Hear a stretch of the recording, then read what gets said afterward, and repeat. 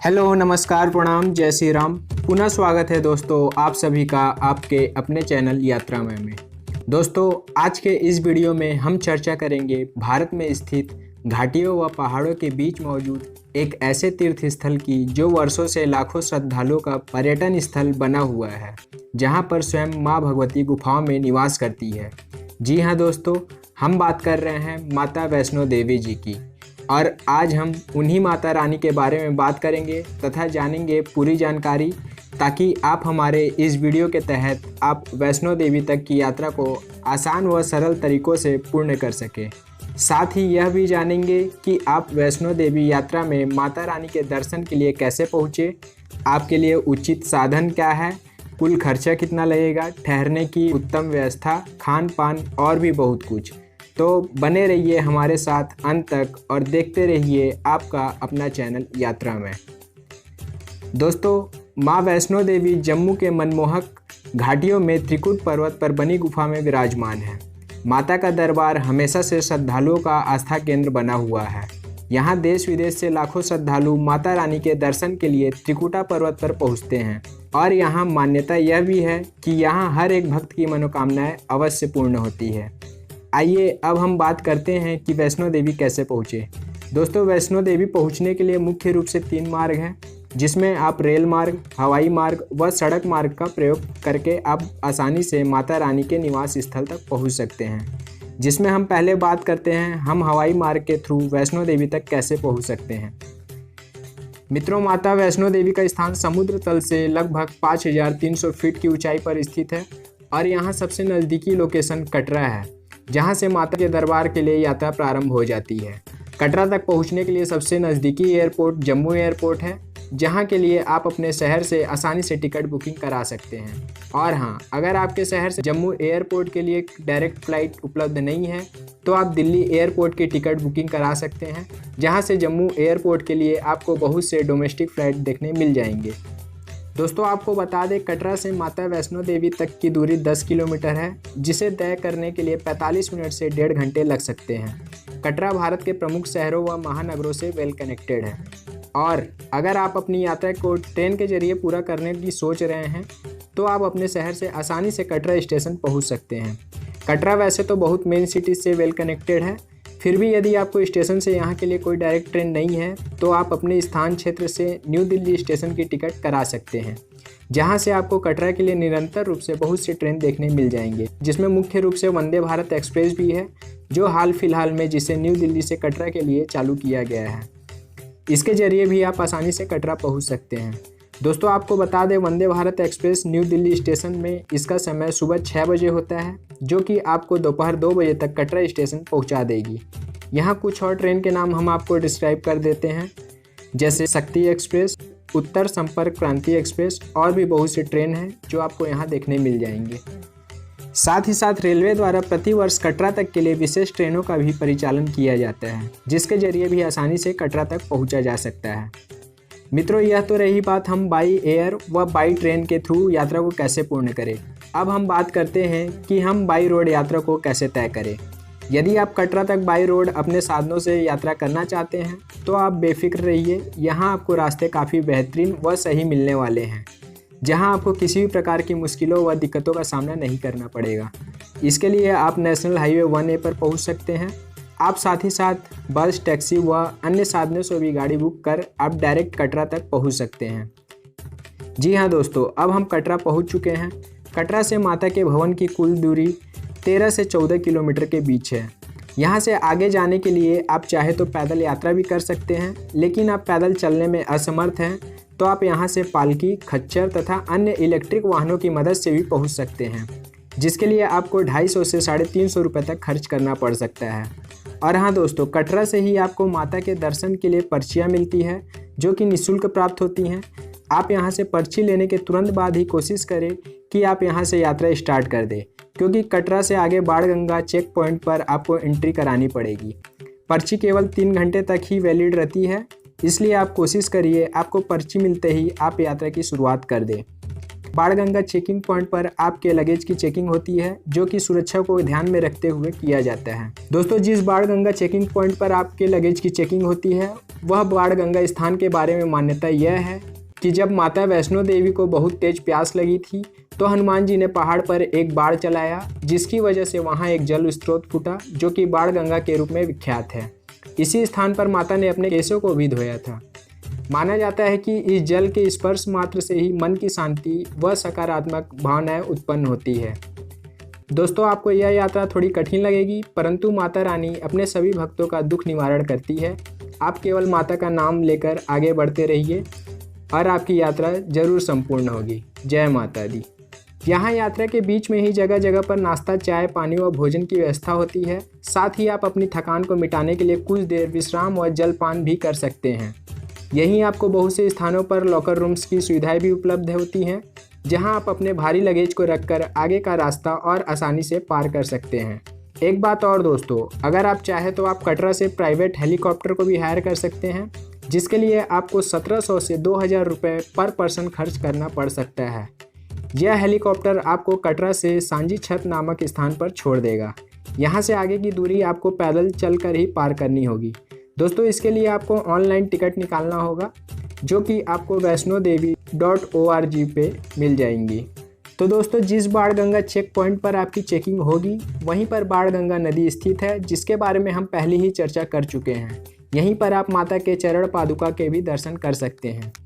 दोस्तों, यहाँ से आपको माता के भवन तक पहुँचने के लिए 2 रास्ते उपलब्ध होते हैं, जहाँ एक रास्ता तो वही बाणगंगा की ओर है तथा दूसरा रास्ता ताराकोट की तरफ जाता है। यदि आप ताराकोट रास्ते से जाते हैं तो आपको 2 किलोमीटर की चढ़ाई एक्स्ट्रा करनी होगी। यह रास्ता काफ़ी ज़्यादा सुगम व सरल है तथा पद यात्रियों के लिए ही इसे मुख्य रूप से डिजाइन किया गया है। और यदि आप बाणगंगा की ओर से आगे बढ़ते हैं तो आपको यह रास्ता थोड़ा कंजेस्टेड दिखाई पड़ेगा, क्योंकि यहाँ केवल पैदल यात्री ही नहीं बल्कि पिट्ठू खच्चर भी चलते हुए आपको दिख जाएंगे।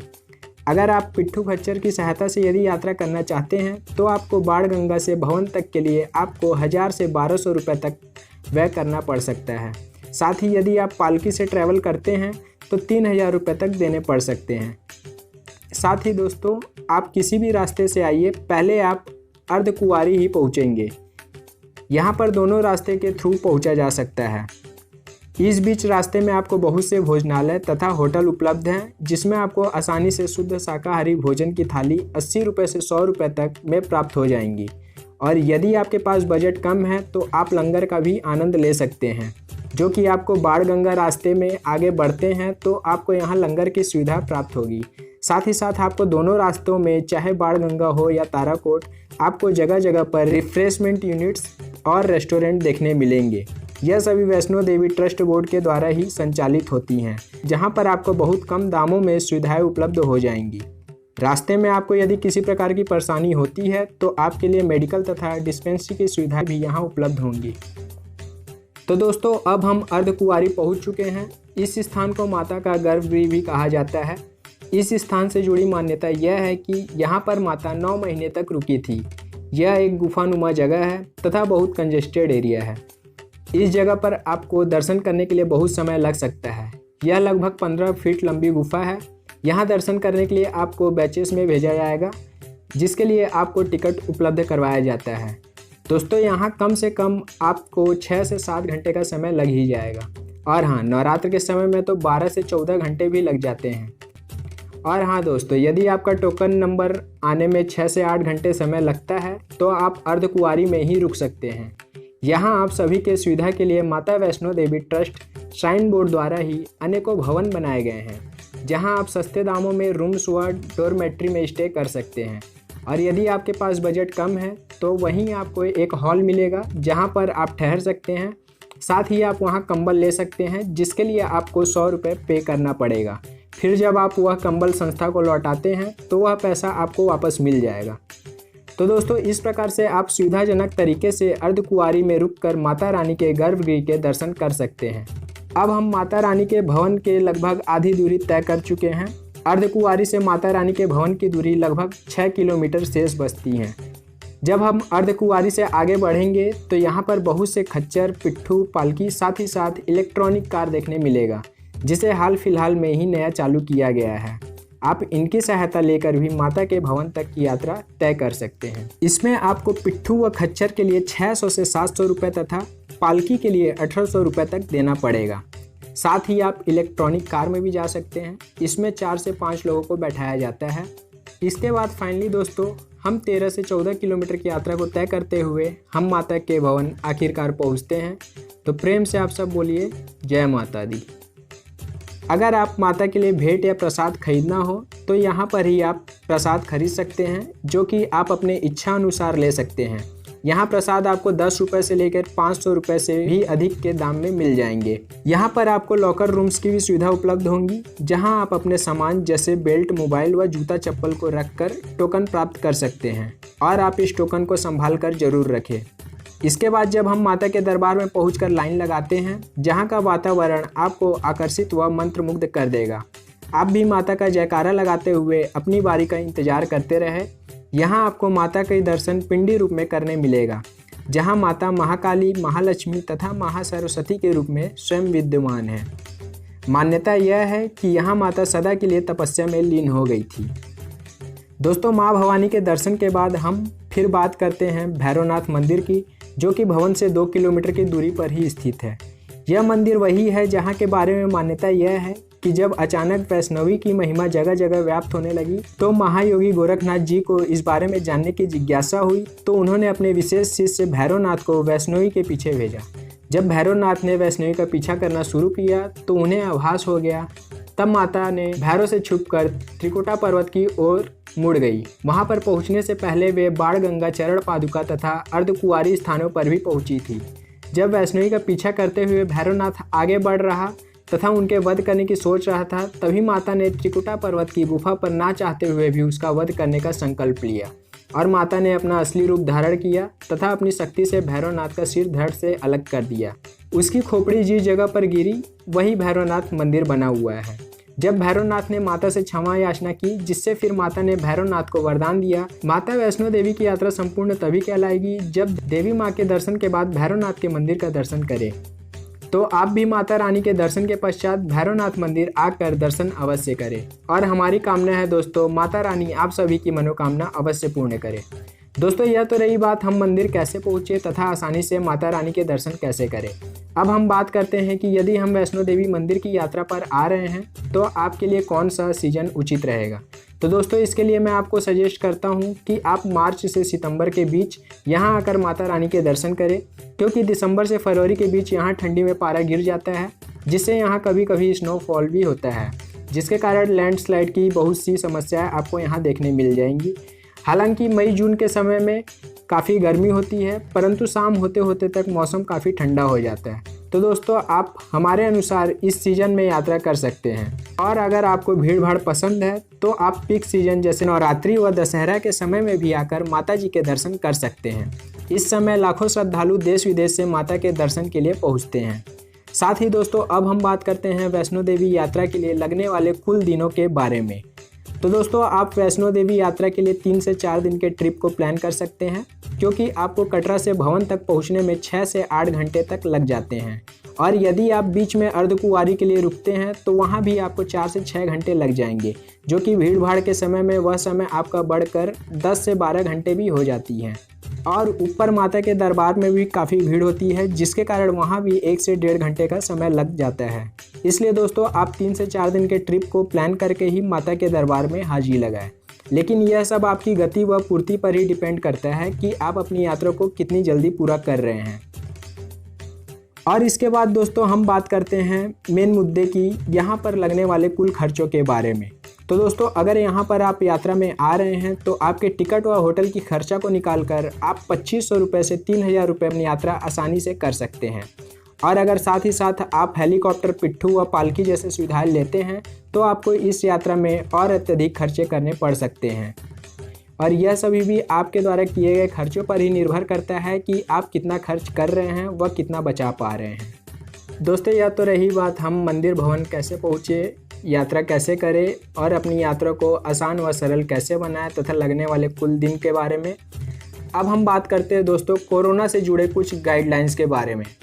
दोस्तों इस समय आपको वैष्णो देवी यात्रा के लिए कोरोना निगेटिव सर्टिफिकेट आपके पास होना जरूरी है तथा यदि आप सर्टिफिकेट आप नहीं ले जाते हैं तो वहां पर ही आपको रैपिड किट से तत्काल चेक किया जाएगा और हाँ, रिपोर्ट निगेटिव आने के पश्चात ही आपको आगे के लिए परमिशन दिया जाएगा। साथ ही इसके आगे की कड़ी में आपको यात्रा पर्ची के लिए भी आप ऑनलाइन ही maavaishnodevi.org से ले सकते हैं। यह ज़्यादा सुविधाजनक साबित होगा कोविड के समय में। ठहरने के लिए भी आप इसी समय में ऑनलाइन ही बुक करना आपके लिए सेफ होगा। दोस्तों अब हम बात करते हैं ध्यान रखने योग्य कुछ बातें जिसे आपका जानना जरूरी है। माता के भवन की ओर जाने समय यात्रा पर्ची लेना ना भूलें। भवन में कोविड गाइडलाइंस का पालन जरूर करें तथा अपने साथ मास्क व सैनिटाइजर कैरी करें। भवन में मोबाइल कैमरा व वॉचेस मना है तो उसे आप भवन में स्थित लॉकर रूम में जमा करवा सकते हैं। भवन में लेदर से बनी किसी भी वस्तु जैसे पर्स, बेल्ट या अन्य चीज़ों को कैरी करने से बचें क्योंकि इनके साथ प्रवेश करना वहां वर्जित है। माता के दर्शन के बाद भैरवनाथ के दर्शन आप अवश्य करने जाएं। इस दौरान भवन में स्थित किसी भी वस्तु, मूर्तियों तथा पवित्र ग्रंथों को हाथ लगाने की इजाज़त नहीं है तथा आप इसे छूने से बचें। दोस्तों माता का बुलावा आने पर भक्त किसी न किसी बहाने से उनके दरबार पर अवश्य पहुंच जाता है। तो यदि आप भी माता के चरणों में जाकर अपनी मन की मुरादें पूरी करने की सोच रहे हैं तो आप इस वीडियो की हेल्प लेकर अपनी यात्रा को सरल व आसान बना सकते हैं।